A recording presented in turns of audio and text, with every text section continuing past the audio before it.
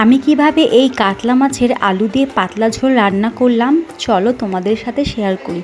Hello everyone, কেমন আছো তোমরা সবাই? আমি মামনি চলে এলাম নতুন একটা ব্লগ ভিডিও নিয়ে।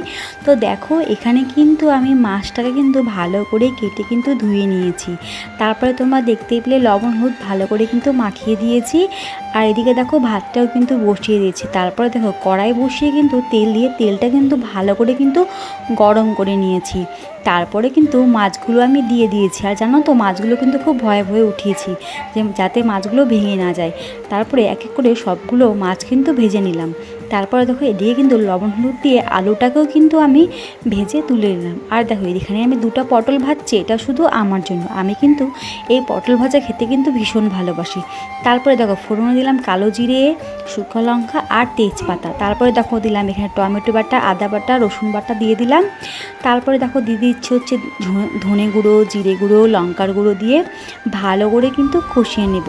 তারপরে দেখো তেল পুরো ছেড়ে এলে তারপরে কিন্তু জল দিয়ে দেবো। আর হ্যাঁ, আমার কিন্তু মশলাটা খুব ভালো করে কিন্তু কষে গেছে। আর এরকম পাতলা ঝোল খেতে কিন্তু দারুণ লাগে আলু দিয়ে।